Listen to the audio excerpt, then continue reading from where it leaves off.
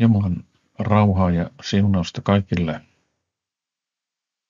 Tässä videossa käydään vähän läpi, kuinka käytetään traktaattia evankelioinnin apuna.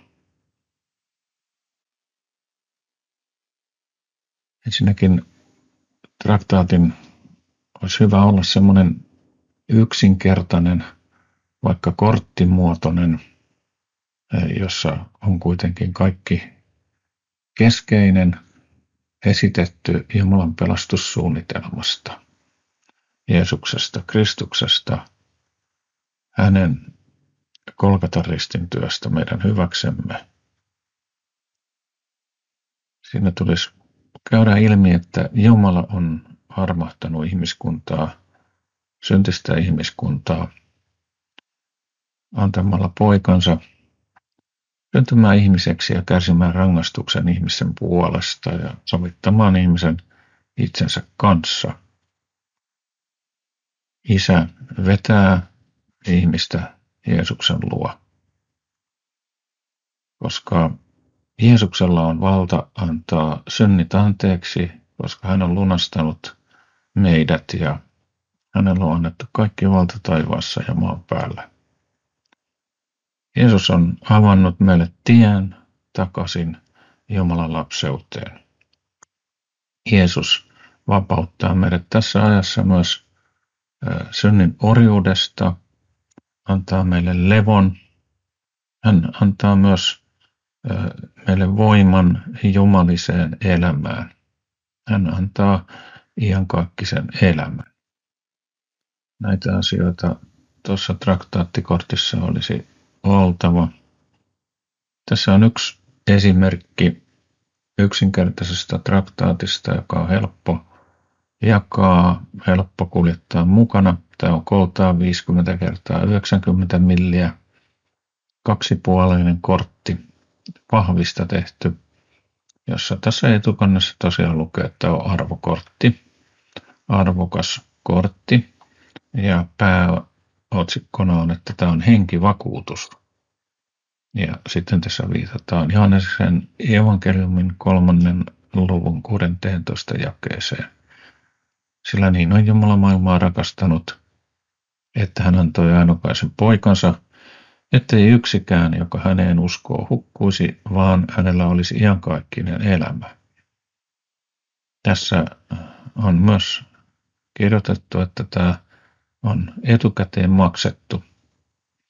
Ja siitä voi sitten, kun syntyy keskustelua, niin kertoo enemmän, että Jeesus on maksanut hinnan, jolla hän voi sitten antaa meille elämän kuoleman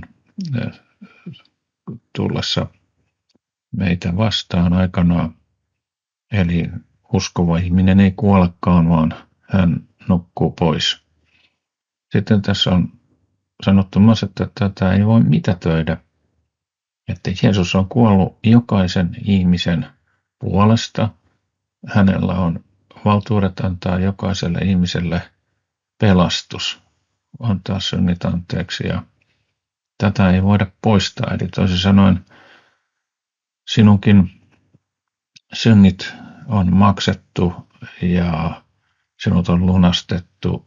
Kysymys on vain siitä, että haluatko sinä ottaa vastaan uskon Jeesukseen. Sitten toisella puolella tässä kerrotaan ikään kuin vakuutusehdoista. Jeesus sanoi, tulkaa minun tyköni kaikki työtä tekevät ja raskautetut, niin minä annan teille levon. Älä koskaan unohda, että Jeesus rakastaa sinua juuri sellaisena kuin sinä olet. Ei mikään voi erottaa sinua hänen rakkaudestaan. Jumala on isäsi, hän, joka on luonut koko maailmankaikkeuden, on myös luonut sinut. Hänellä on suunnitelma kaikkia varten. Niin kauan kuin sinä pysyt Jumalan suunnitelman ulkopuolella elämäsi suhteen, et koskaan tule onnelliseksi. Sinun täytyy tulla sovintoon Isän kanssa. Käänny hänen puoleensa rukoillen, niin hän vetää sinut Jeesuksen tykö. Johannes 6:44.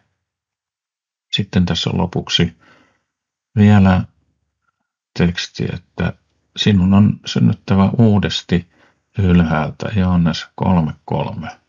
Tämä on tärkeä asia, jota ei ihminen heti ymmärräkään, mutta kun hän saa tulla Jeesuksen luo ja uskoo, niin hänen ymmärryksensä alkaa lisääntymään Raamatun sanan lukemisen kautta.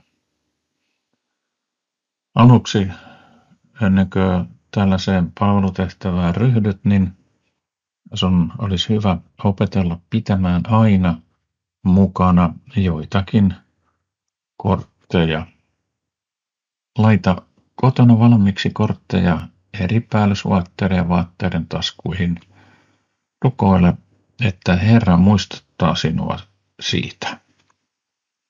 Opettele tarkistamaan ennen lähtöäsi, että kortteja on riittävästi. Tämä vaatii harjoittelua. Jos mahdollista, pidä mukanasi myös jokunen englanninkielinen kortti. Kortteja on saatavana seuraavilla kielillä: suomi, ruotsi, englanti, venäjä, Puola ja Viro. Tässä tullaan ihan ehkä tärkeimpään asiaan koko tässä Jeesuksen todistamistyössä. Rukoile aina ennen kuin lähdet liikkeelle sekä lähestyessäsi kohdattavaa henkilöä. Pyydä Herraa avaamaan kohtaamisia ihmisten silmät ja korvat ja sydän evankeliumille.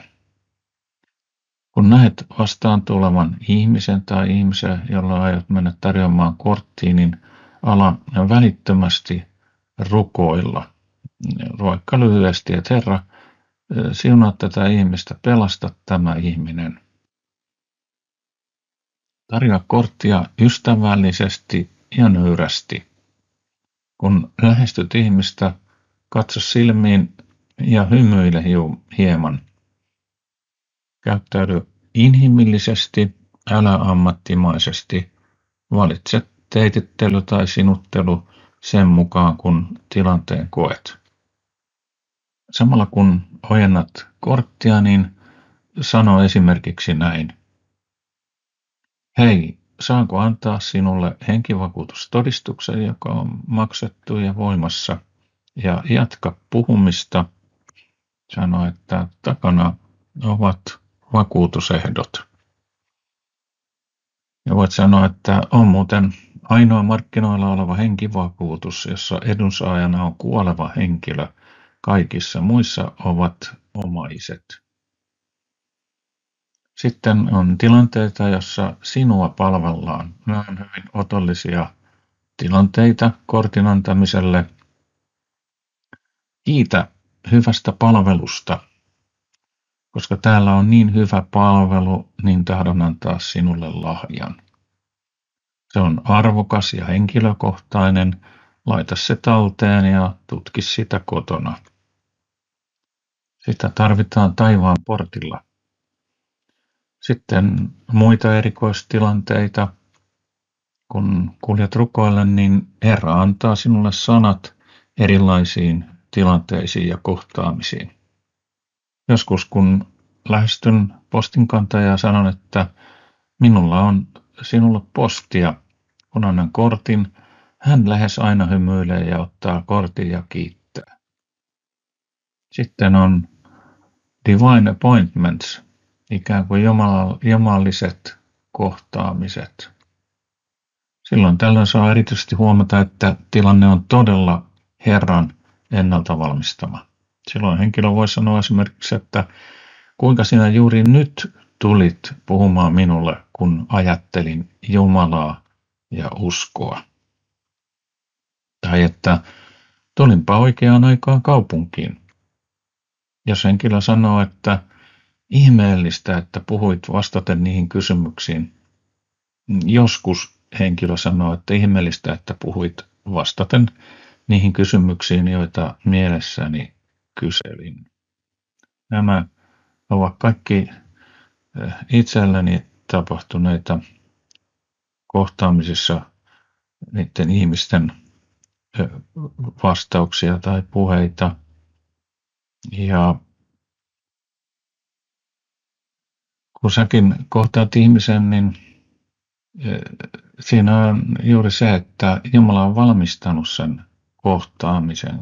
Varsinkin kun rukoillen kuljet, niin Jumala avaa sen tilanteen niin, että jälkeenpäin kun itsekin on noita ajatellut, niin en ymmärtänyt millään tavalla, että mitä on puhunut, tai että olisi jotenkin tarkoittanut puhua niin kuin nämä henkilöt on kokenut. Mutta se on sitä Jumalan ohjausta, niin kuin Jumala sanoo, että avaa suusi, minä täytän sen. Noin 10-20 ihmistä 100 kieltäytyy kortista. Kun henkilö kieltäytyy kortista, niin voit sanoa esimerkiksi, että ymmärrän. Joskus voit sanoa, että ottaisit nyt, mutta nöyrästi. Kerran minulla kävi niin, että tuli henkilö vastaan ja yritin tarjota korttia ja sitten kuljin hänen mukanakin, kun hän jatkoi kulkemista, niin kuljin varmaan 10 metriä hänen mukanaan ja sitten käännyin takaisin ja seisahduin ja huusin hänelle perään, että ottaisit nyt. Niin hän kääntyi ja tuli takaisin mun luo, otti kortin, kiitti ja jatkoi matkaansa. Ole aina ystävällinen, Jeesus ei pakota ketään. Hymyile ja toivota hänelle hyvää päivän jatkoa. Kieltäytyjät voivat sanoa esimerkiksi, minulla on suora yhteys Jumalaan. En tarvitse Jumalaa, tai usko on yksityisasia, tai Jeesus on profeetta, mutta ei Jumalan poika. Kun henkilö ottaa kortin, hän voi sanoa, kiitos, laitan talteen ja tutkin kotona. Ajattelin juuri uskon asioita. Olen ajatellut uskoon tuloa. Olen miettinyt kuolemaa ja onko sen jälkeistä elämää. Tämä tuli tarpeeseen. Jos henkilö pysähtyy ja kuuntelee, voit sanoa, ymmärrätkö mitä siinä sanotaan?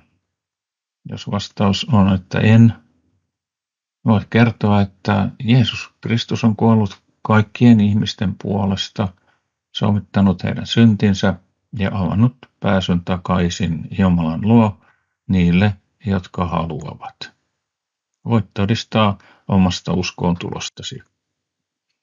Jos henkilö on edelleen kiinnostunut, voit kysyä, haluatko tulla uskoon. Hänen halutessa voit johdattaa hänet rukoilemaan perässäsi esimerkiksi näin. Herra Jeesus, uskon, että sinä kuolit syntieni puolesta. Minä tunnustan syntini ja pyydän anteeksiantoasi.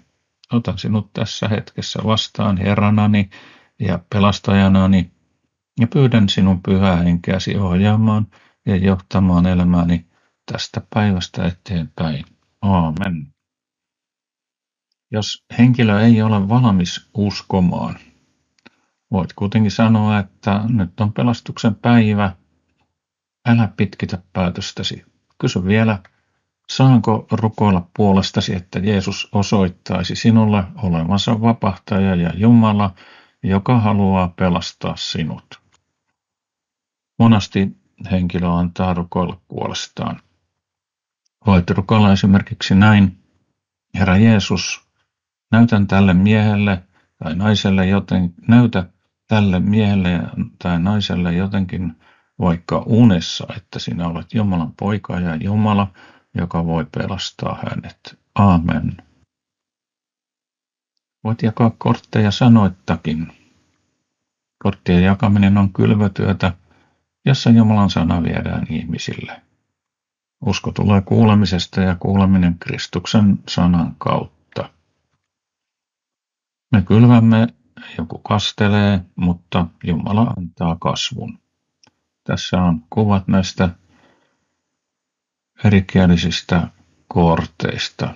Suomi, Englanti, Venäjä, Eesti, Puola, Ruotsi.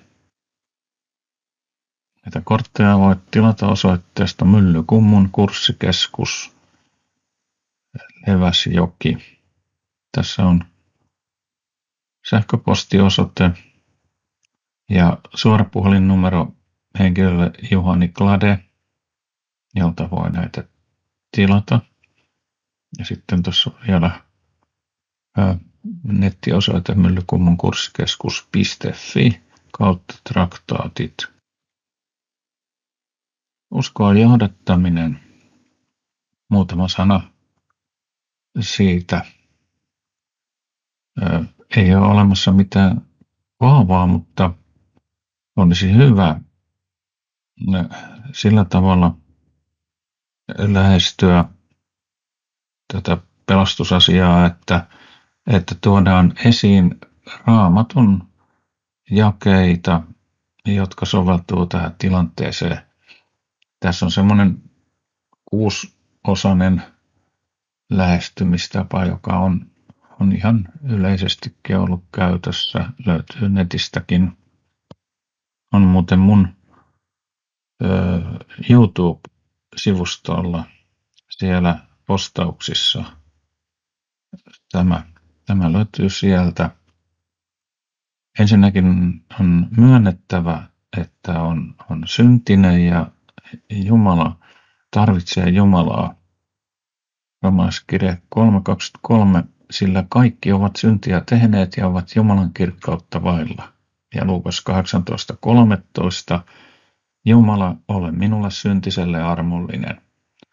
Sitten toisekseen tulee katua, ellette tee parannusta, niin samoin te kaikki hukutte. Luukas 13:3. Ja kolmanneksi meidän on tunnustettava.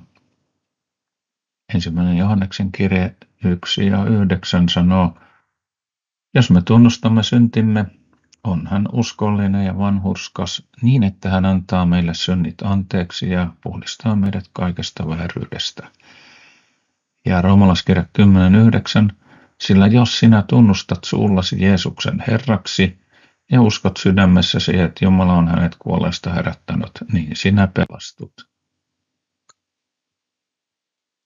Neljänneksi meidän on hylättävä meidän vanha elämämme. Jesaja 55:7 sanoo, Jumalaton hyljätköön tiensä ja väärintekijä ajatuksensa ja palatkoon Herran tykö, niin hän armahtaa häntä ja meidän Jumalamme tykö, sillä hänellä on paljon anteeksiantamusta. Ja sitten tullaan uskoon.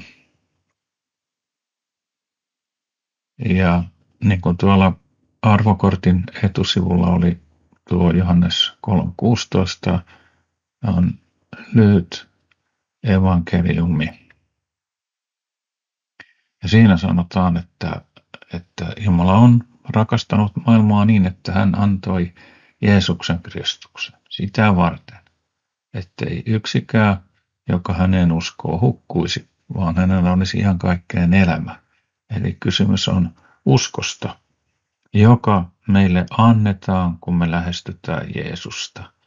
Halutaan tunnustaa syntimme ja vastaanottaa hänet elämämme Herraksi, niin silloin Jumalan sanasta Jumala synnyttää meihin uuden luomuksen ja tämä uusi luomus kykenee uskomaan.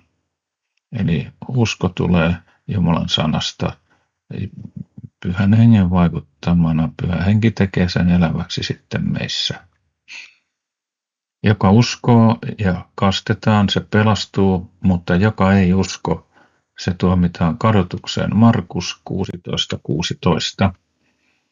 Meidän on otettava vastaan Jeesus Kristus, Johannes 1:11 ja 12.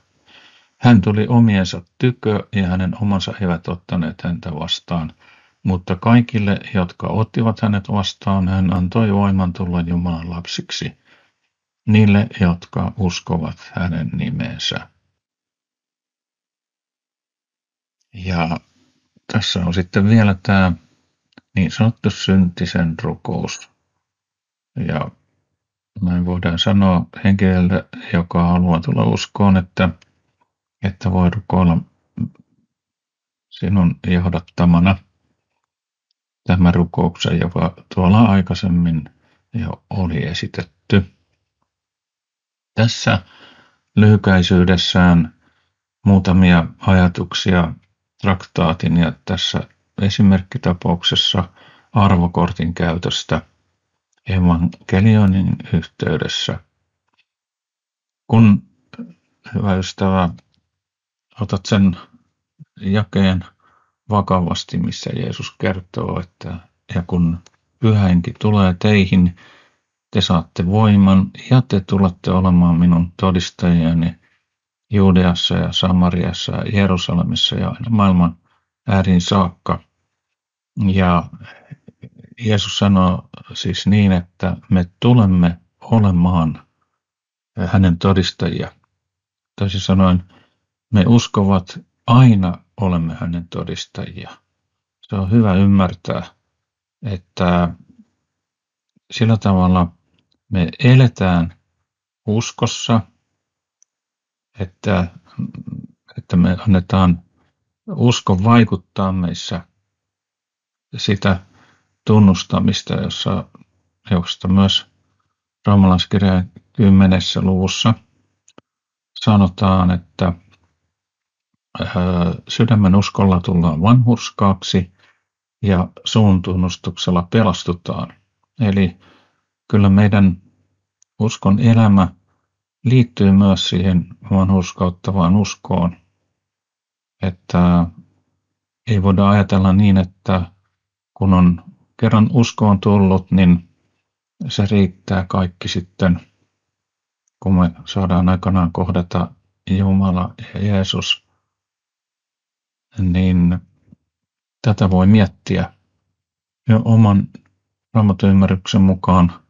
Ajattelen niin, että Jumalan rakkaus vaikuttaa meissä halua ja tahtoa palvella Jeesusta. Jumala sinua runsaasti siunatkoon. Hei.